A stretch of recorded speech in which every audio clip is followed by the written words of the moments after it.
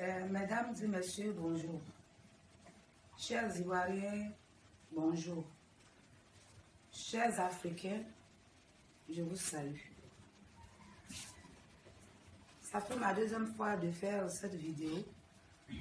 Je suis Madame Kouri, je suis la présidente des femmes victimes de guerre de Côte d'Ivoire depuis 2002. Je reviens à vous, comme je vous avais promis, en ce qui concerne les Ivoiriens. Nos frères Ivoiriens, qui sont devenus plus que des vaguenodes sur les réseaux sociaux et qui passent leur temps à s'insulter. Je vous ai dit que je revenais sur ce dossier et que je devrais parler à mes frères Ivoiriens de mettre un peu d'eau dans leur vin. Je vous interpelle, chers Ivoiriens, chers jeunes Ivoiriens, arrêtez de vous insulter sur les réseaux sociaux. Arrêtez de vous contre-attaquer sur les réseaux sociaux. Arrêtez de vous dénigrer sur les réseaux sociaux. Ce n'est pas le moment. La toute dernière fois, la cassette que j'ai faite, j'ai dit que j'allais revenir sur cette affaire. Arrêtez de vous insulter sur les réseaux sociaux. Notre pays va en dérive. Notre pays est dans des difficultés. Vous voyez la situation que nous vivons aujourd'hui dans notre pays. Dans notre pays, où les Ivoiriens, les enfants de ces ancêtres qui ont donné de leur vie et de leur sang, aujourd'hui dans ce pays, n'arrivent même pas à s'autosuffire. Je vois des familles qui n'arrivent même pas à se nourrir, à manger 2 repas, à se nourrir 2 repas par jour. Je me promène. Je vais dans des familles et je vois des enfants qui n'arrivent même pas à aller à l'école. Je me souviens que quand je suis venue de la France, j'étais obligée d'épuiser tout ce que j'avais sur moi pour aider certaines personnes. Parce qu'il y a des situations que l'homme ne peut supporter. Sauf si tu n'as pas de cœur. Quand on voit que nous sommes dans un pays où il y a certaines personnes qui sont riches, mais qui s'enrichissent davantage et qui accumulent les richesses. Et quand on voit des Ivoiriens, les enfants de nos aïeux, les enfants de nos ancêtres, qui n'arrivent même pas à manger, à se nourrir avec 2 repas par jour.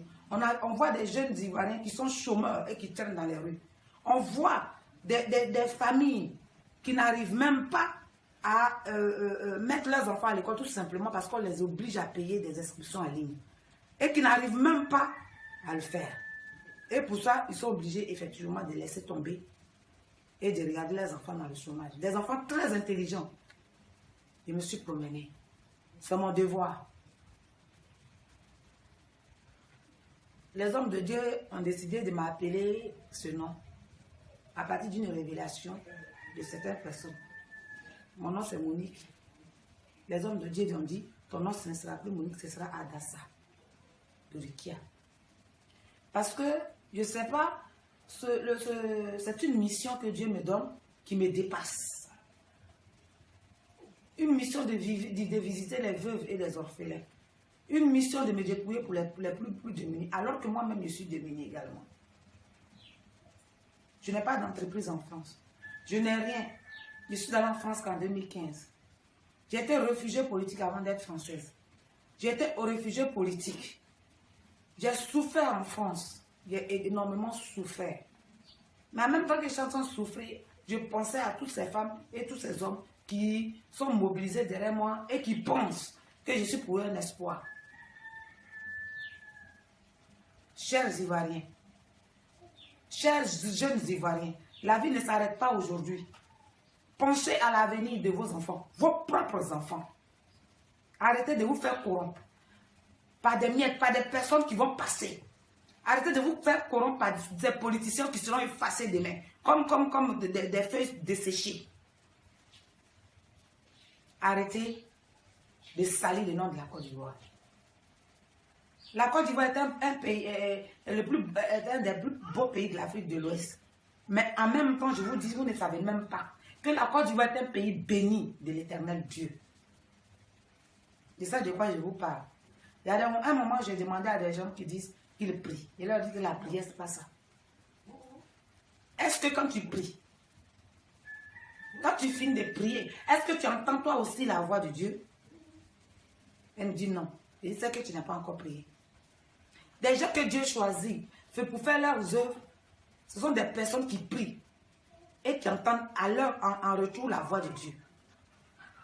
C'est des personnes qui sont appelées. Ce ne sont pas des personnes qui sont allées à l'école théologique ou qui sont allées étudier la Bible ou qui sont partis. Le Seigneur est venu dans la famille de David lorsqu'il a dit, tu es le roi, mais parmi tous tes enfants qui sont autour de toi, celui que je suis venu rechercher, ce n'est pas celui-là. Je ne vois personne autour de toi. Celui-là même qu'ils avaient choisi comme étant le serviteur de la famille, parce qu'étant anormal, et donc celui-là même la famille avait vu comme celui qui ne valait pas la peine. C'est celui-là que Dieu a choisi. Dieu choisit toujours celui qu'il veut. Mais c'est lui aussi qui prend l'indigent et le fait asseoir à la table des grands. Arrêtez de vous insulter sur les réseaux sociaux. Arrêtez de vendre la Côte d'Ivoire. Arrêtez de vous faire corrompre par des miettes. Le plus important, c'est la Côte d'Ivoire.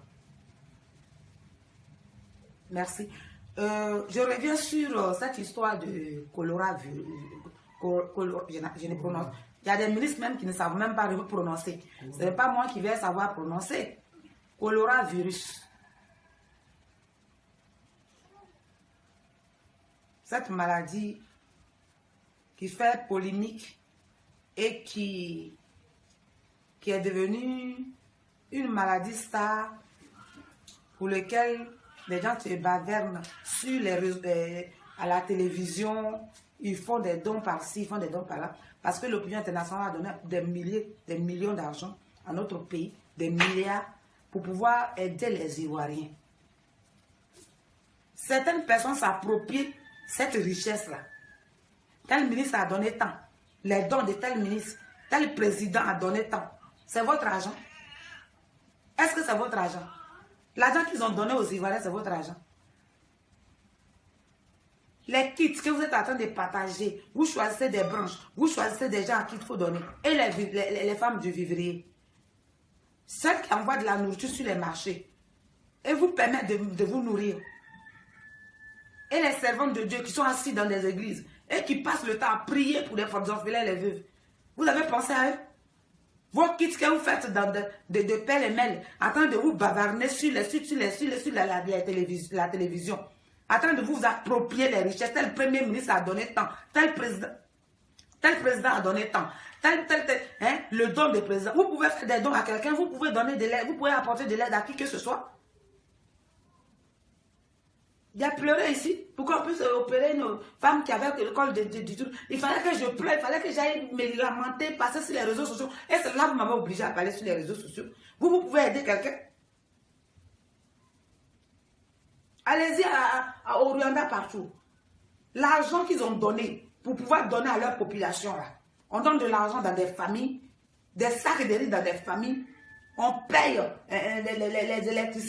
l'électricité de certaines personnes. On paye la chose qu'on appelle la maison de certains démunis. Arrêtez de payer les sous en caoutchouc. Attendez de partager, vous allez faire des tout ceci. Arrêtez-moi ça, je vous ai dit. Mon pays n'est pas la vache merde. Mon pays n'est pas la vache merde. Si les gens ne le savent pas, eh bien, nos parents ont souffert. Nos parents ont souffert pour construire ce pays. Nos aïeux ont donné de leur vie et de leur sang pour construire notre pays. Ils se sont donnés en esclaves. Parce que, ne pensez pas qu'en se donnant en esclaves, c'est parce qu'ils étaient des hommes faibles. Nos aïeux n'étaient pas faibles. Parce que c'était eux les vaillants guerriers. Ils ont donné leur vie pour un seul sujet qui les animait tous. De laisser vivre leur génération pour le bien-être de leur propre génération que nous sommes aujourd'hui. La jeunesse panafricaine ivoirienne. Vous qui vous dites panafricain parce que ce n'est pas panafricain qui veut. C'est bon de prononcer le fait d'être panafricain. Quand on est panafricain, on se bat pour son pays. Et on reste fidèle et loyal à son pays. On ne devient pas panafricain pour être loyal demain. Et puis demain, quand on te donne un morceau de pain et des miettes qui va te choses, tu sautes sur l'occasion tout de suite et tu changes de camp. Tu n'es pas panafricain. Arrête-moi ça, tu n'es pas panafricain. Parce qu'un panafricain, ce n'est pas quelqu'un qui change de bouche. Ce n'est pas quelqu'un qui n'est pas capable de prendre des choses. Un panafricain, c'est quelqu'un qui, comment on appelle, qui prend une décision et qui l'applique. Arrêtez de me dire que vous êtes des panafricains. Et vous arrêtez sur les réseaux sociaux pour parler. D'autres même vont parler des jupons. D'autres même vont jusqu'à parler de rivalité sur les réseaux sociaux. Arrêtez-moi ça. Hier, le président Gbagbo était là. On a vu ce que vous avez pris avec lui. Hier, le président Gbagbo était là. Vous étiez là, furieux ici. On sait ce que vous avez mangé. On sait ce que vous avez pris avec le président Laurent Gbagbo ici. Parce que ce monsieur est un homme généreux qui ne pouvait pas regarder quelqu'un souffrir. Lorsqu'il vient devant lui, en tout cas, tu gagnes ta part. Ce monsieur-là, vous l'avez pris des millions ici. Vous avez pris plein d'argent ici pour aller faire la vie. Dès qu'ils l'ont pris, vous avez tous fui pour quitter le pays ici. Allez vous réfugier dans les trucs. Arrêtez de nous énerver là. Arrêtez, hein. Le véritable panafricain, un véritable enfant d'un pays, c'est celui qui se bat pour son pays et aussi pour ses concitoyens. Voici celui qui se bat, voici le véritable panafricain. Voici le véritable ivoirien. Voici le véritable africain capable de défendre sa nation. Je vous ai dit, maintenant j'ai décidé de parler maintenant sur les réseaux sociaux. Parce que j'en ai marre. Je vous avais dit. Je reviens au gouvernement de mon pays. Je les regarde droit dans les yeux, je leur parle. Ne pensez pas que si les Ivoiriens les disent rien, c'est parce qu'ils sont bêtes. Ne vous dites pas un seul instant que si les Ivoiriens les disent rien, que vous pensez que vous mettez une certaine peur dans le cœur des Ivoiriens qui les permet de se taire et de rester dans leur propre pays, cloîtrés dans un coma, incapables de s'exprimer. Ne soyez pas étonnés. Parce qu'un petit caillou casse un gros caillou. Hein. Parce que vous savez très bien que c'est le fer qui coupe le fer. Et Dieu aussi, il choisit toujours les choses insignifiantes pour faire tomber des royaumes. Arrêtez ça.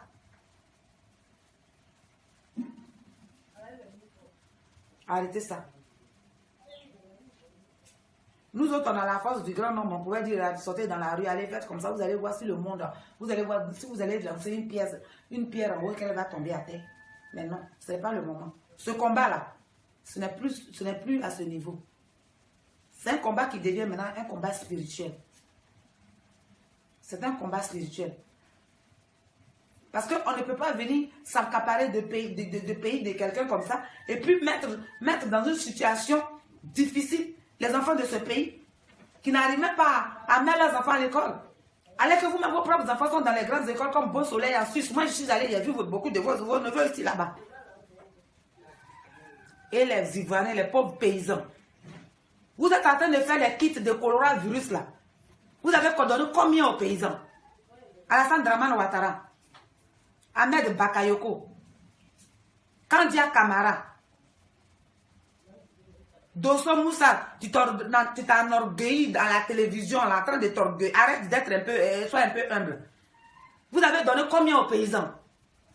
Les paysans qui se battent, nous te jure. Et quand vous parlez sur votre télévision ici, vous dites que la richesse de ce pays repose sur l'agriculture. Également, la richesse de ce pays repose sur l'agriculture. Depuis Houphouët-Boigny le disait, mais il s'occupait des paysans. Vous faites quoi pour les paysans?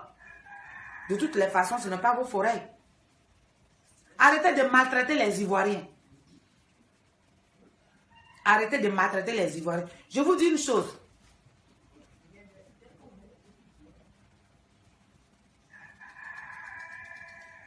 Je risque de me présenter au présidentiel. Je risque de me présenter. Parce que si vous n'arrêtez pas de maltraiter les Ivoiriens, vous allez le regretter. Les Ivoiriens ne vous ont rien fait.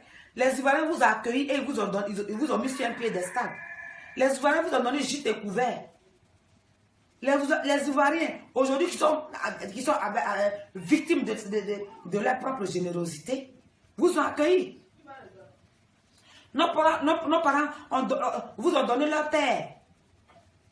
Parce que ce qui fait la valeur de l'Ivoirien, c'est sa générosité, son hospitalité. C'est ce qu'on nous a toujours enseigné. Vous avez poussé les Ivoiriens à bout. Nos paysans souffrent. Nos paysans souffrent.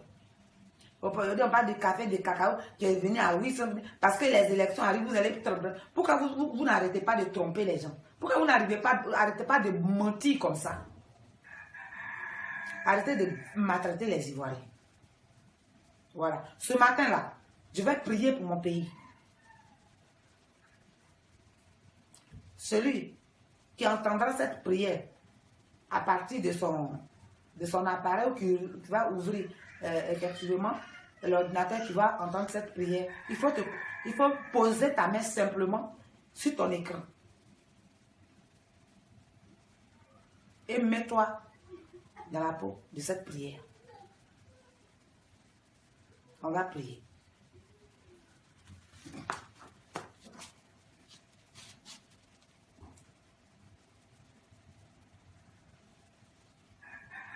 Éternel mon Dieu, mon roi, je t'invoque. Tu as dit, invoquez-moi le jour de la détresse, et moi je vous répondrai.